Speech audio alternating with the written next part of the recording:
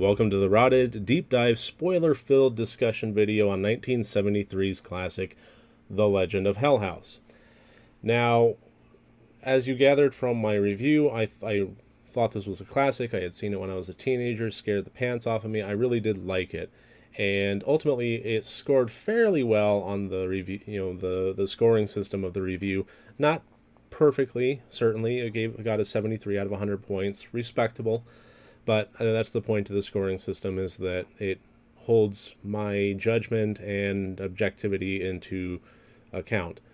So, speaking of objectivity, I like to, in these deep dive discussions, find parts of movies that I like and didn't like. Whether or not I like the movie is irrelevant. I like to be fair and objective. So even though this is one of my favorites, there are parts of it that I didn't necessarily care for.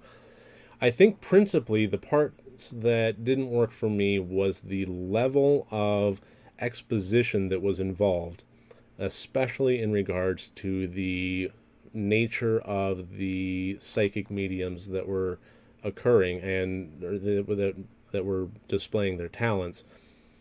The psychic, the physical medium and the mental medium, and how they worked with one another and how they butted heads. What it felt like to me is one of my least favorite parts of one of my most favorite movies, the Daniel Craig Casino Royale movie, when he's actually playing in the Texas Hold'em tournament and the police officer is explaining to the woman every hand of every game and what every tell means and so on and so forth. I get that when you're putting the audience in a position of in an environment that it is critical for them to enter into it with a certain amount of knowledge to be able to understand what's going on. I get that, but at the same time, there's more subtle and better ways to do that than to simply have one character talking to a microphone, one character talk to another, and pretty much just spoon feed it like a Gerber baby. And that's how some of this movie felt to me. Was, the audience is going to be out of its element into the detailed nature of the world of psychics that the movie is portraying, and we need to explain it to them. So how best to explain it? Well, let's just explain it. And I, verbally into a microphone, and I thought that there could have been better ways to handle that. The sexualized nature of the movie is something that I thought had a really interesting element to it. When I was a teenager, I remember that part made me fairly uncomfortable, and I think that that's kind of a purposeful thing. Is, you're dealing with supernatural aspects, and you're dealing with the world of spirits, lying about who they are, about what they are, about how many of them there are. And when you add in a layer of sexuality to that, and within the context of allowing one within your body and also being possessed by them, it adds a certain level of invasiveness and like the ultimate breach of trust. If you are trying to get to know who the spirit is and you are willing to extend that level of trust, you are opening yourself up. Sorry, I know that's a phrasing, but you're opening yourself up on a very emotional and spiritual level to say, against my better judgment, I am trusting, and then to have that violated, it takes that violation and amps it up to the nth level. And I thought that was an effective element. It's the uncomfortable nature of how it made me feel, I think, is just part of that.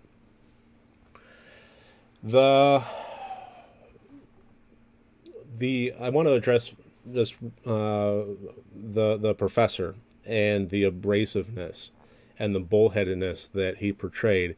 That was an element of this movie that I didn't care for on its own, but at the same time, I have to admit that when you put it in with the other characters and you put it in the context of the movie, I thought added to the film as a whole. The best way I can put it is his character for me and how he portrayed the actor portrayed the character was like a walnut. I don't like walnuts. I am not a big fan of them at all. But when people put them in banana bread, I have to admit that it adds to the overall nature of the dish. So that's about the best way I can put it. Yeah, I didn't like the character. He got on my nerves. But that was kind of the point. And when you put him in with the other characters, it added to the whole storyline. It made it so that the mediums were almost isolated and needed each other, but at the same time, Roddy McDowall wasn't willing to open himself up, so it kind of left the girl hanging in this weird limbo place where the one person that she really needed to believe her wasn't believing her, and the one person that she needed to be supporting her wasn't supporting her. So, Roddy's only advice is, don't open yourself up, shut yourself down, spend the week here, get your money, and get out. That's the only way you'll survive. And which was good advice, but it wouldn't have made for an interesting movie, and ultimately that's not the direction she went. So, I don't know. What more to talk about this movie? I think the best part of the movie for me is the atmosphere, and I think everything goes into that. How the characters talked about the house, the way that it was physically presented on screen with the fog and obscuring it a bit, and they really added to the environment and added to the setting and added to the overall feel of how menacing this house is. And I think that they really sold that. I was terrified of the Belasco house the minute they stepped foot into there. And I thought that that was extraordinarily well done. Just the way that they talked about it and the way that they presented it. That is one of the better aspects of this movie. And like I said in the review, it's not a slasher, blood-filled, turn your brain off kind of movie. It gets in your head, and it does so, I thought, very successfully. So that is one of the biggest elements to why I thought that what scares it had worked really well. I really can't think of a whole lot more to really deep dive on this one. I would like to hear what you have to say. If you agree with me or if you disagree with me, if you have more to add, if I skip some stuff that you felt needed to be discussed, I would love to hear from you. Please feel free to leave any criticisms or messages or discussions down in the comments below, and I will be responding to them and engaging with them. So that should about do it for this RotD Deep Dive, and we'll see you tomorrow. Thank you very much.